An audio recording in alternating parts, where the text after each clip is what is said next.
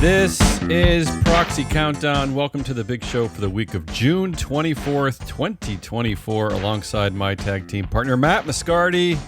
I'm Damian Rollis, and today's countdown: Tyson Foods buries the alleged lead. Veeva Systems laughs at its shareholders.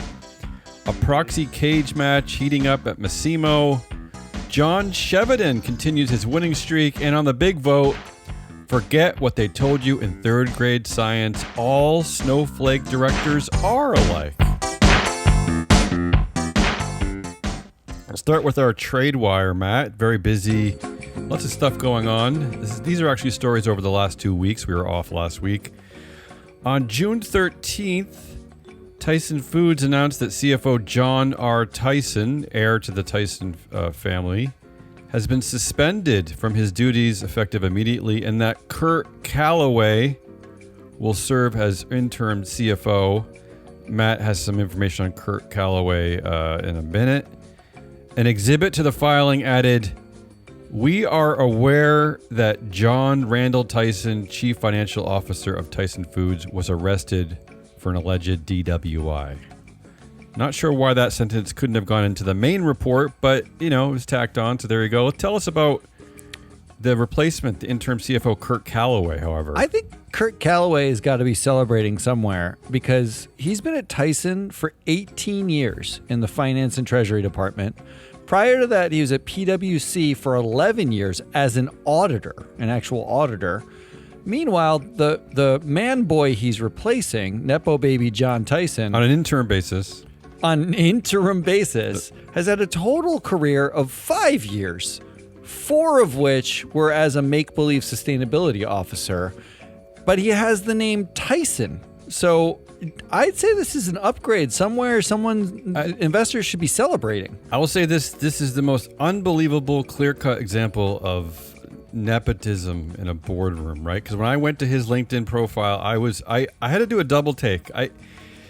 Kurt Callaway's experience is perfect. It is ideal for the CFO role at Tyson Foods. Yeah. And if you ever want to talk about this case in your corporate governance class at Hamilton College, use this case. James White, lead independent director of Affirm Holdings, has resigned. Mr. White informed the company that his decision to resign was not made because of any disagreement with the company on any matter relating to the company's operations, policies, or practices. My best guess, however, is that he accessed FreeFloat's free platform and saw that his overall influence was 7% compared to the 73% influence held by founder, CEO, and chair Max Levchin. That's just a way to plug our free platform, FreeFloat. I like that plug. FreeFloat Analytics. I like it, yeah.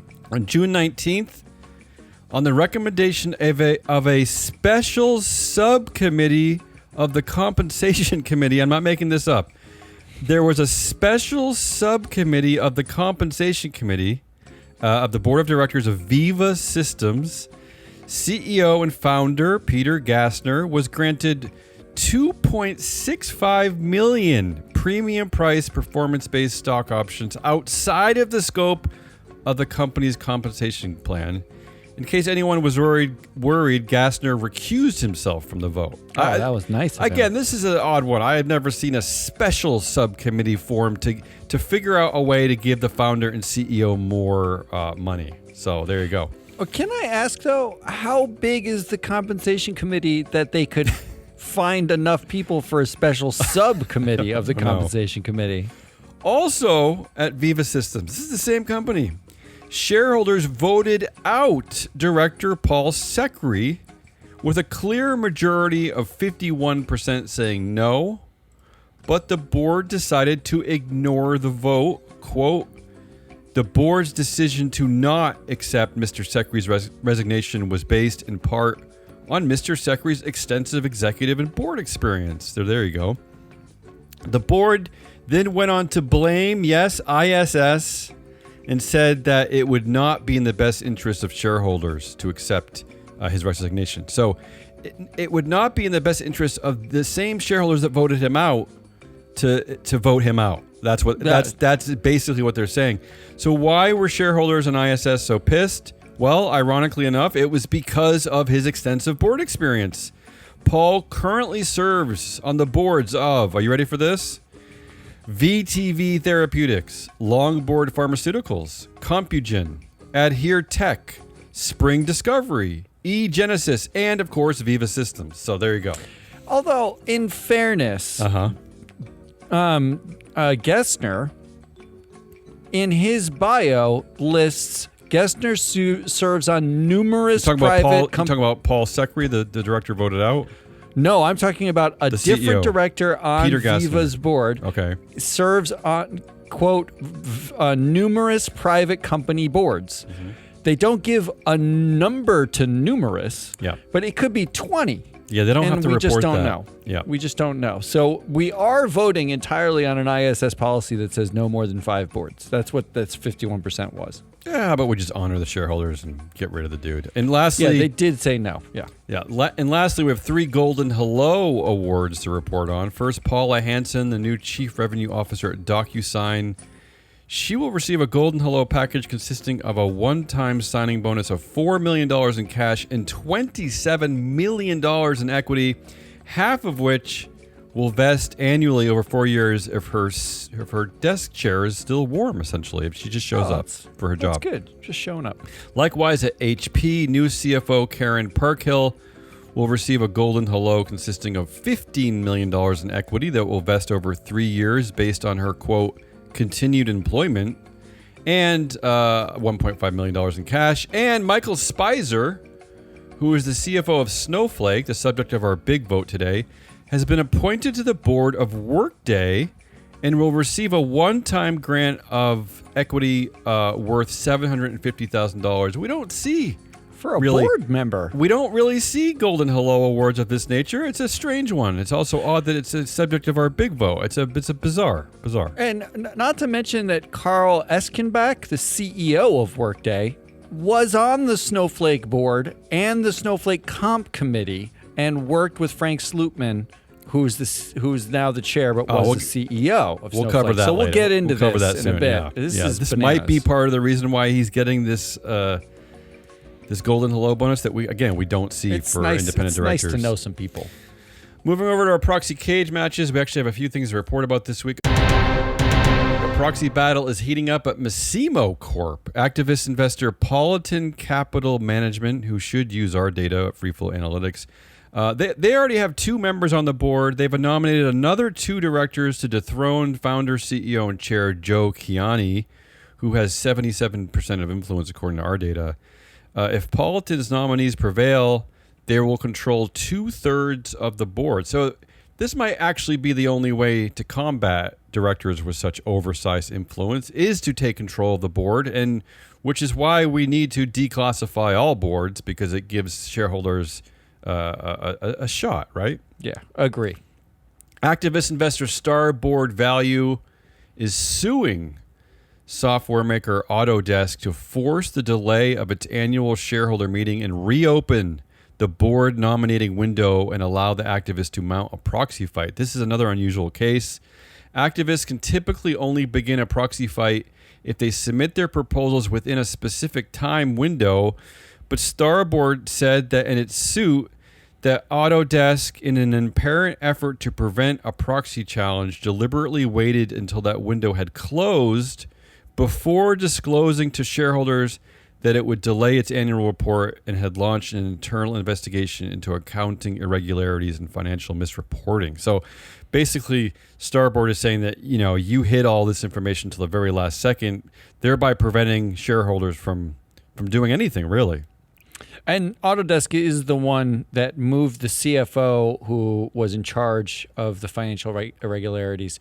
The CFO, she got moved to Chief Strategy Officer and replaced with a board member who was the CFO as on an interim basis. I think what you're saying is Starboard is right to be upset at Autodesk. I think that might be a little right. Maybe Exxon can sue them on behalf of Autodesk. I don't know if that works that way.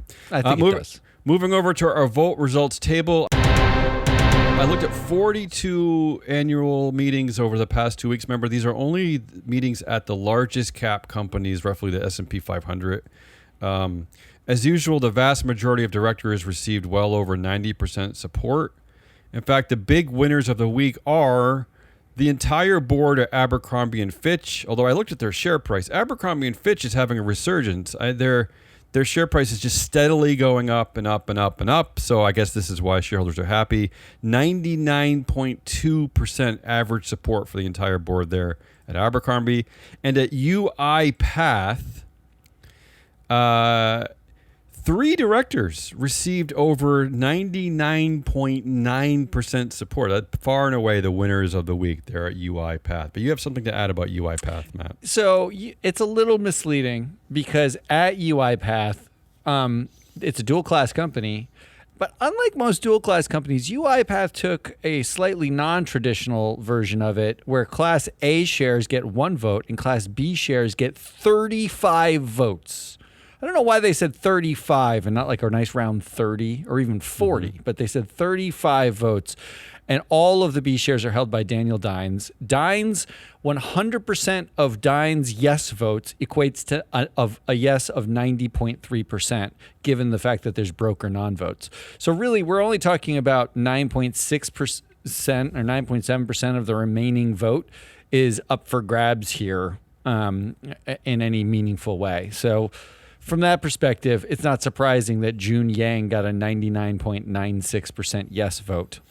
What's most disappointing is that this is a company I've never heard of. Again, this is suddenly now one of the largest cap companies in the country. UiPath. I thought it meant like urinary infection path. Maybe it was something to do with something to do with urology. So. I mean, that's the assumption, but no, it's another boring global software company that makes robotic process automation software. So what kind of a name is that? UiPath? What do they do? I don't know. I was bored when I read it quietly to myself. We do have one notable loser of the week, the aforementioned Paul Secri, who we just covered at the top of the show. He got 51% no vote at Veeva Systems, but still on the board. This is one of the major issues.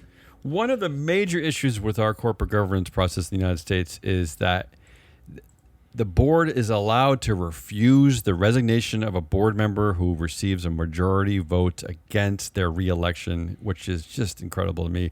There was also a near miss at Natera where lead independent director Roloff Bota only got 50.7% yes votes. So he barely squeaked by there, although they probably wouldn't have accepted his resignation anyway. Shareholders are apparently not impressed that Bota also serves on the boards of 23andMe, Block, MongoDB, Unity, and a number of private companies, as well as being a managing partner of Sequoia Capital. So, if shareholders are upset at directors for just being way too busy to pay attention to their company, again, it doesn't really seem to matter to the board. So, luckily, he did elect himself onto this board, right? Because I was going to say the gap. Luckily for Bota, he had the deciding 1.08% voting power gap. He actually was able to. It's a nice icing on the top. There continues to be wide support for pay practices. Only 4 companies showed considerable dissent, with more than 20% of voters saying no. The number one story here being Marvel Technology. 48% said no to say on pay.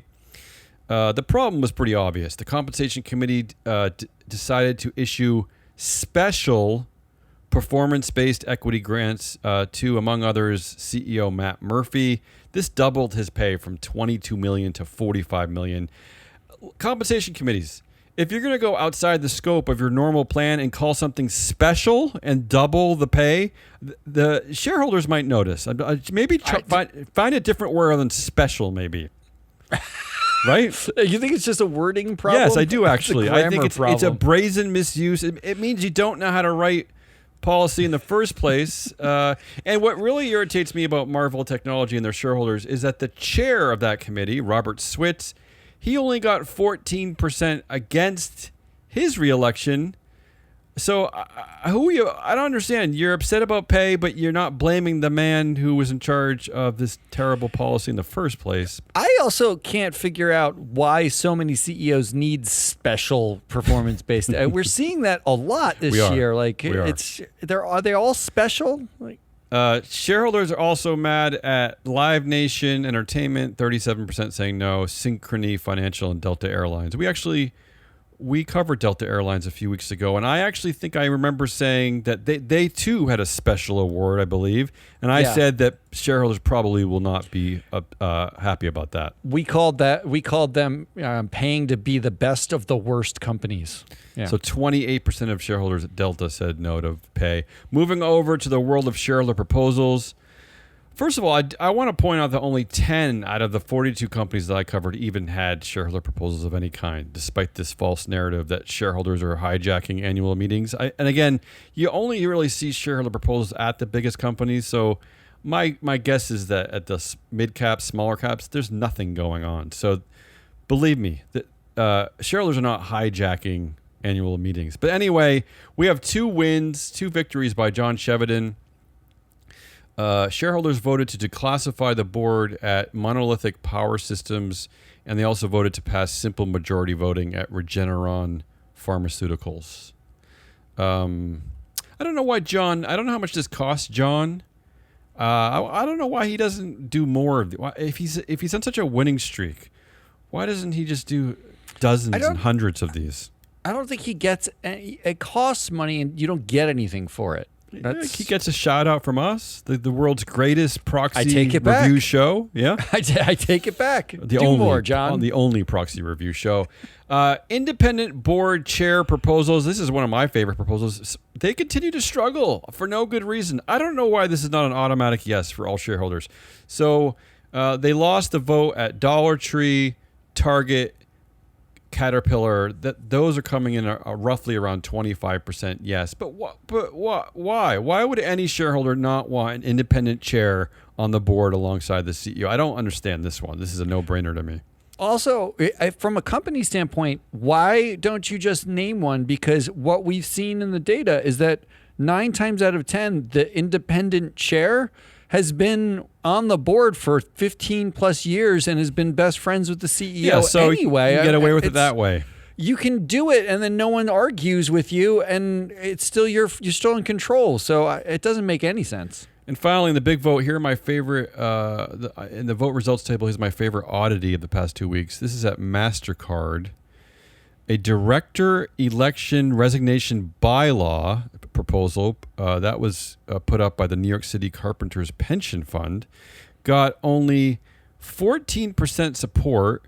The proposal was requesting essentially that if a director fails to get a majority vote 2 years in a row, that the director has to actually leave. Even that wasn't enough. I can't. What is that? Come on. Yeah. And the company, MasterCard, responded by saying, we already have a director resignation policy that requires our directors to offer to resign if they do not receive majority support from stockholders. So that's why they turned this one down. Is there any other form of election in which when you don't get elected, you can just stick around? Well, I guess it's the Electoral College, right? I mean... But in America, the popular vote seems to be favoring the loser of the election in the presidential election. But still, this is like, at least the Electoral College is a process that you can argue with. This is just a direct, like no one wants you there. Stupid is what you're saying. It's bananas. Yeah. Let's move over to the big vote.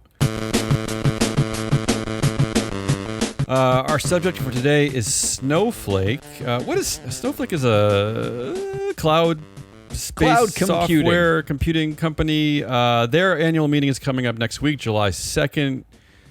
Before I hand it over to Matt, I gotta tell you, it's been a long time since I've seen a board with so many connections. I mean, these board members are connected on so many marvelous ways that I listed.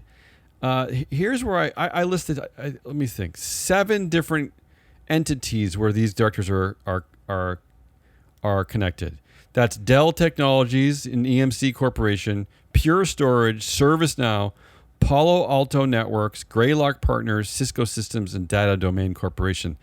At all of those companies, these directors, you'll find 2, 3, 4 sometimes of them serving together on other boards. It's really incredible. I haven't seen a company like this in a long time. And I'm guessing that's probably where you're going to start your conversation about Snowflake. So there's two places to start. One of them is there's a reason why all those connections exist. So this Snowflake is one of a series of what I'm just calling the S1 mercenaries. They're the board Meaning and the what? governance, the management team, they were all brought in to effectively amp up the company for IPO. In fact, their job. You're not using that word lightly. You're using the phrase "amp it up" for a reason. Yes, and we'll come back to that. But their job is to hyperscale, pre-IPO through IPO. This is all they do. Frank Slootman, who is the CEO of Snowflake, who just stepped down to become just the chair of Snowflake, this is not his first rodeo. This is his third or fourth rodeo where he did the exact same thing. He's brought in to be the CEO of a company.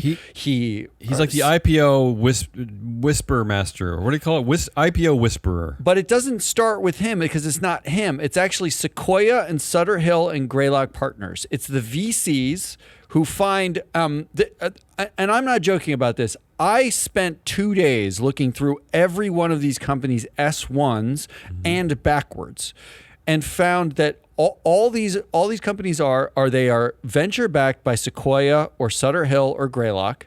They are boring, nerd run companies, engineers who are doing data storage, cloud computing. One was an IT help desk at ServiceNow.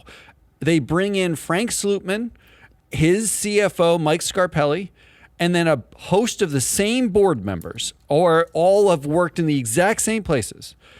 And they say, get us to IPO stage, make it sexy.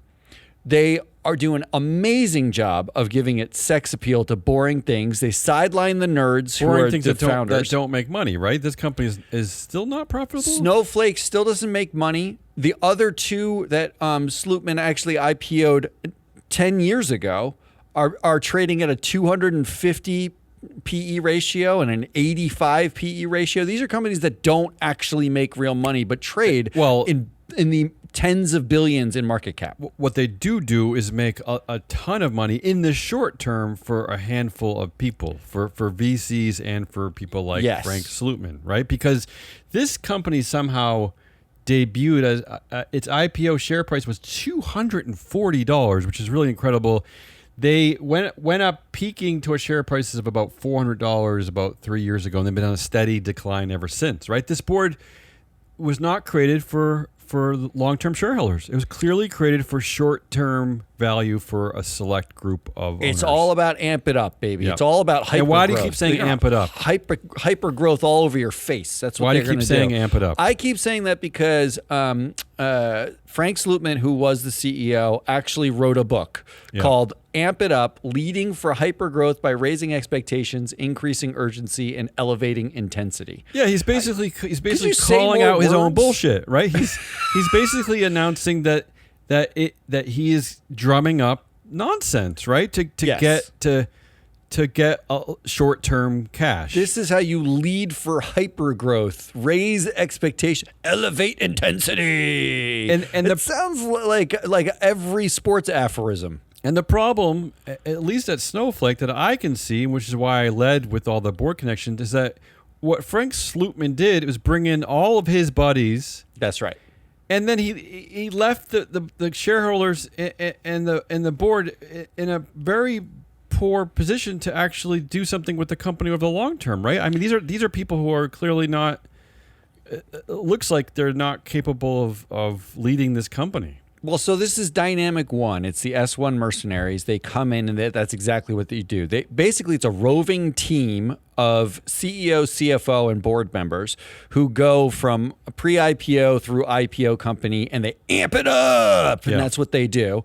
And then the thing that's unique to Snowflake is it was actually dual class, but by governance docs, they by their actual bylaws, they phase out the dual class as soon as they IPO, within 30 days of the IPO. I applaud that.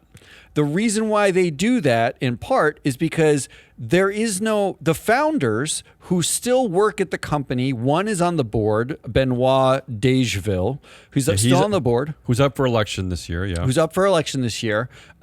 they're still hanging around, but they don't have any of the shares. They don't Okay. have the Class B shares. They don't have control. So there is no founder to own the Class B shares and stick around. The reason why you do Class B shares, the argument is you want to keep a founder, a visionary in control. But there's no visionary at a company that basically houses some data and some servers in some places. It's not like a vision. So the weird thing about Snowflake, and this gets to a shareholder proposal by Jim McRitchie, is that it's a de facto dual class company because they kept a classified board. Yeah, and that's the problem, because this year only out of 10 directors, only 3 are up for election. That's the aforementioned co-founder Benoit Dageville, Mark Dageville. Garrett, and Jayshree Ulal, who we see all over the place. And Ulal. because they're insider holdings, which is mostly Slootman himself, you basically can't change the board. It's incredibly hard to cross a supermajority, a 66 2/3% supermajority, to get to declassifying the board. And even then, if you cross that threshold, in the proxy, it says it is a non-binding advisory vote to declassify the board, which means they don't even have to declassify. So these are the two dynamics, the high-level dynamics at play.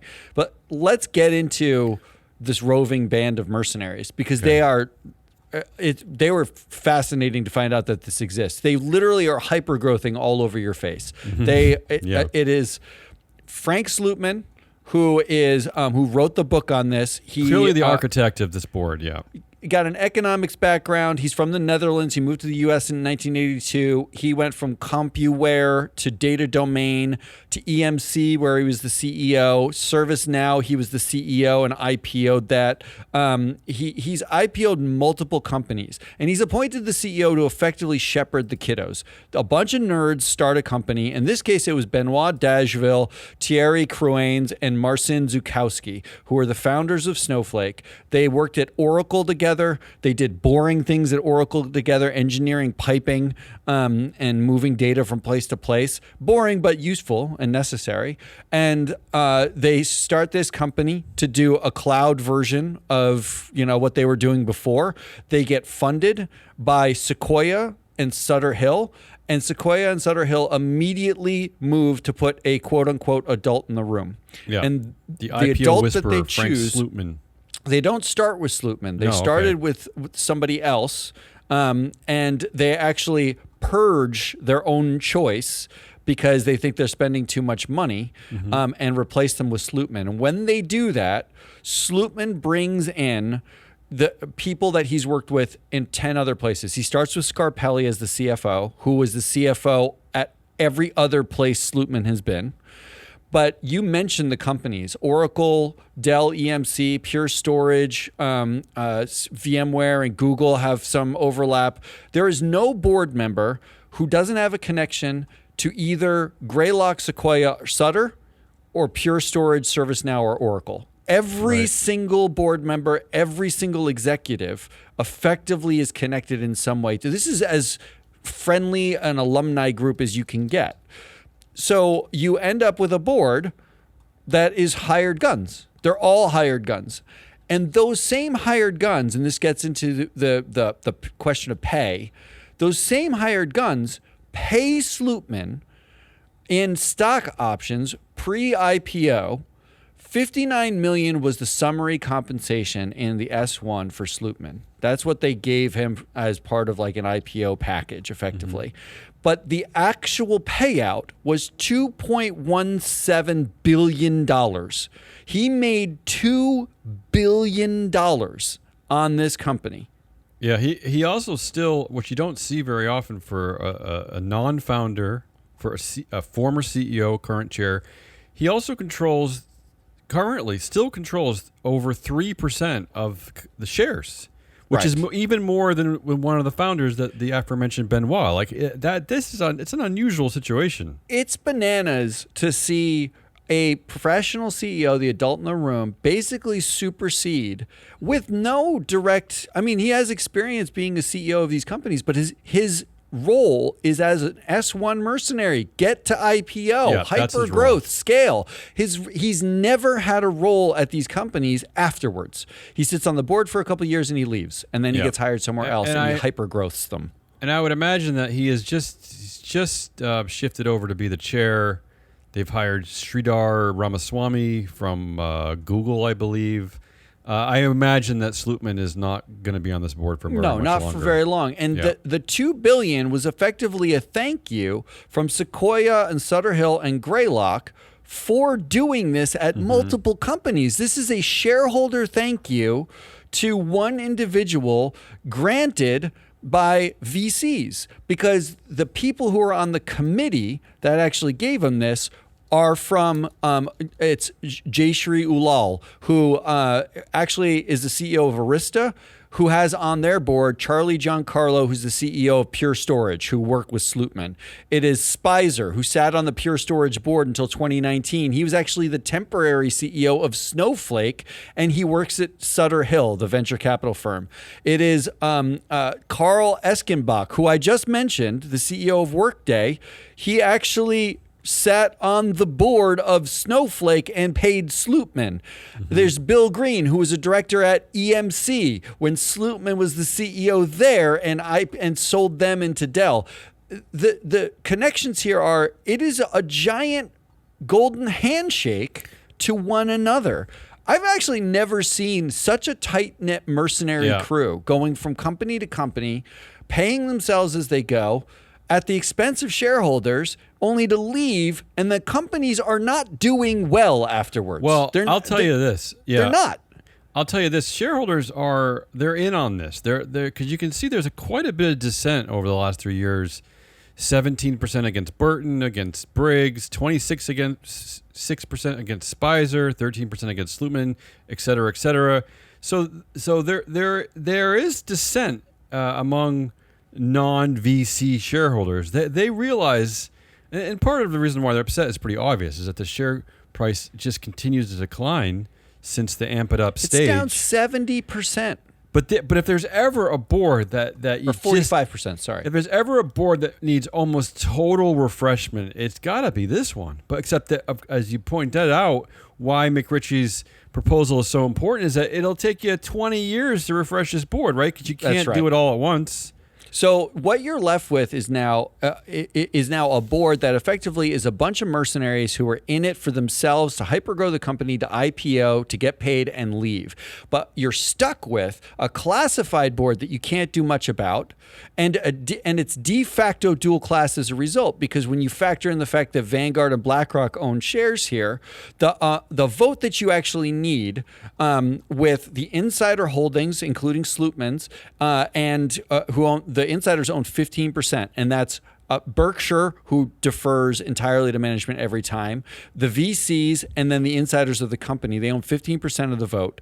Vanguard and BlackRock own just over 10% of the vote. You effectively need an 89% yes vote from the remaining 75% of the shares. That is an astronomically high vote. It is a near impossibility. We never see it. We almost never see it, which means McRitchie's vote for a shareholder for declassifying the board as a shareholder proposal is not only important, it is A, advisory, which is stupid, and B, nearly impossible to clear given when you count the votes up. He'll likely get a majority, but he likely won't get the supermajority. That's the way it's likely to play out. And then you're stuck with a board that includes it's an all mercenary board. It is a board that is not designed to actually manage Pure or Snowflake. It is designed to manage growth. It is just grow, spend and grow. Yeah, even their skills. Looking at our skills data that we have, this is a new set of data that we've created.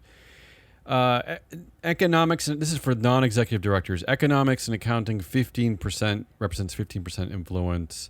Communications and media, 6%. Law and government, 7%. Fine arts, 5%. Sales and marketing, 3%. I mean, what is this? I don't know. This has nothing to do with cloud computing. No, it not only does it not have to do with cloud computing, but I have a gripe about their skills matrix that they put in their filing, which was, okay, so they have was an executive as a skill, and it's listed twice. It was is an executive of a company and is an executive of a big company. Okay. But they don't say anything about where they were an executive. It doesn't matter where they were an executive or what they did. They just was an executive is all they ask. They have was on the board. And the only prerequisite having been on a board. Like, it doesn't say whether it's a board that, did a thing that is relevant to what Snowflake does. And really, they have another one that says is a leader. Didn't you say is an executive? How many times you need to say the same thing? How about this one tied for first place? Operational leadership at a high growth company. How about that? There's growth, your hyper baby. growth. There it is. I should have said hyper growth. Not only this, I also like this one. Key skill or experience, cloud-based offerings. What the hell does that mean? Cloud-based offerings. Well, what I'm upset about is that nowhere in their skills matrix did it say knows Sequoia and Frank Slootman as a skill, because that is effectively what got you here. Well, if you spend the time with their bios and you do a little bit of math and you listen to our show, that's a given. So here's my vote recommendation for the directors. Remember now, this is a classified board. Only 3 directors up for a vote. Yes on Dashville, the founder. Wow. Sure. Look, actually, why not? We're talking about this is a founder that actually signed. He signed the Giving Pledge, and he's not a billionaire, right? Like he's everything I read about him. He seems like a nice nerdy guy who built the thing and is just happy to be there. He's also keep that guy on the board. I'll also say this for him: he serves on no other current boards. He's actually not connected in that weird way like everyone else is. And he's one of the only directors that shareholders has not been upset at. He only had 6% against in 2021. So they too are aware that he's probably decent to have around. I really seriously wonder if he went out and got some funding from Sequoia and was like so happy and surprised that he got funding and was building his thing and was happy with it. And then Sequoia and Sutter came in and said like, okay, we're going to add a professional CEO. And he was like, okay, that's a good idea. I'm not a really professional CEO. I'm an engineer. I'll keep doing the engineering and computer science. And this sounds great. And then it was Slootman and everyone got fired. Everyone on the board knew that guy. It's like grow as fast as possible, and he's sitting there thinking, "What happened to my thing?" Right? Like what? This is fine for all of them, but bad for current shareholders or long-term shareholders. So I'm a yes on Dashville, and I'm a no on Garrett and Ulal. Both connected through Cisco systems. Yes, they're hired guns, effectively. Ulal was put on the board for the IPO in 2020, and she has a direct connect back to Slootman.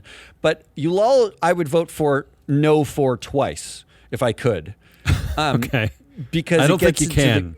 It gets into the question of pay, which you're going to bring up now. Okay, so your recommendation to the board again was a no on Ilal and Garrett, yes on Benoit Dageville, one of the co-founders. Moving over to say on pay. Again, this is another area where shareholders are sharing their discontent with the overall governance situation. 22% said no in 2023. We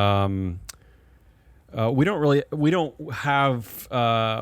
really know. There's a new CEO in place this year, but we know that former CEO Frank Slootman actually got $21 million in this last fiscal year, despite the fact that he already owns 3% of shares. I don't know. It's like I don't know why they keep pouring money in his direction, but. So what do you have to add about say on pay, Matt? So first of all, hat tip to Michael Levin, who writes the Activist Investor newsletter. He put this idea in my head to look for basically other Teslas. And the first company we're looking at already struck me as this. We've discussed now, this is a highly compromised board. It is a hand-selected mercenary board to do a thing, right? You're right. I mean, this does sort of emulate the Tesla model, right? Is you just surround yourself with yes men and friends and connections. This is not like they're all going to each other's weddings necessarily and doing ketamine. I wouldn't be too sure, but go ahead. Whatever the hyper-growth, amp it up version of that is, right? But Slootman managed to get himself $2 billion in realized pay for just IPOing the company. And that's, you have seen more sensible and saner companies who then shut off the valve to CEO pay at that point. Like, basically, you get the $1, you get no new equity grants, like you're done. But Slootman continues, of course, because his friends are on all the committees. Right. He just got another $20 million in stock options, which is insane. This year. Insane. Another $20 million, which is probably going to cash out at multiples of that. But I noticed this because the CEO pay ratio that they disclose is 74-1, which sounds like incredibly reasonable for a large cap company. Most of them average in the 150 to 200 range, 200-1. But it doesn't take into account the fact that he got paid $2 billion. Yeah, less than 4 years ago. Less than 4 years ago. So here's what I did. I think I'm going to fix CEO pay ratio right now. Yep. What it should be is the sum of the last 3 years of realized pay to the last 3 years of median employee pay, which is effectively their realized pay, right? Like we don't know the options that they got, but it's nowhere near as much at the median level. Like it's like plus those options aren't going to be very valuable at this point because again, the share price has declined steadily since November 2021. It's done nothing but go down. If you look at 3-year pay, right? In this case, it's $2.2 billion for Slootman in realized pay versus $916,000 for a median, which is a 2,300-1 ratio. That's the real CEO pay ratio, okay? But the pay committee here is totally compromised. If Tesla's was compromised, and it took a judge to tell everybody, I don't know why. This is equally as compromised. Ulal chairs it, and like I said, she has a direct connect to Pure Storage, where Slootman was. Spicer sat on it. He was on the Pure Storage board until 2019.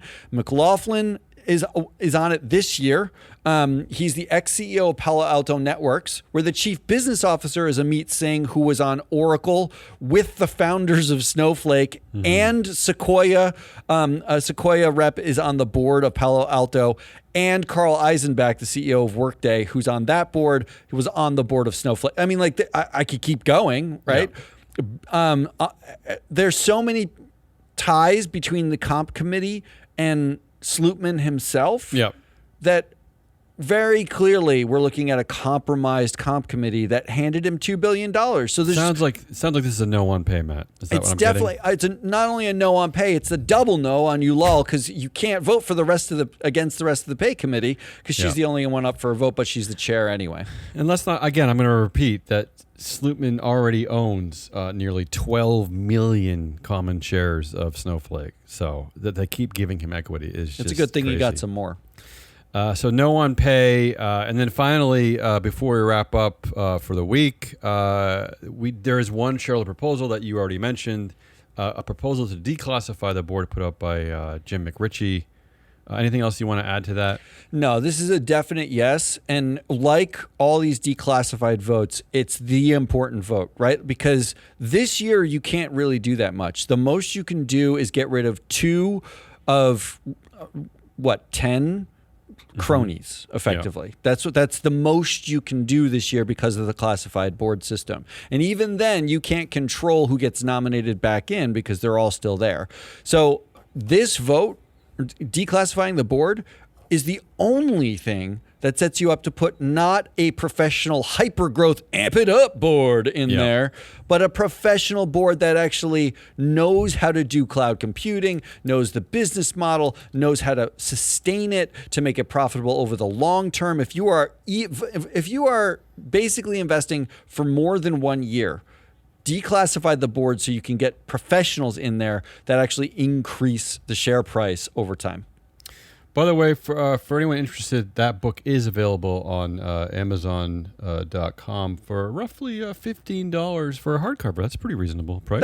That's not bad. So if you want to get even more, if you want to see Frank Slootman getting even more money, if you're feeling guilty about voting no on his pay, why don't you buy like 10,000 copies of his book, Amp It Up, Leading for Hypergrowth by Raising Expectations, Increasing Urgency, and Elevating Intensity.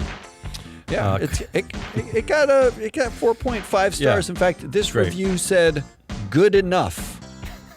That's a real review. That's the Proxy Countdown for the week of June 24th, 2024. Join us next week when we jump back into the alternative democracy pool, forever on the lookout for shareholder sharks, floating band-aids, and wayward directors.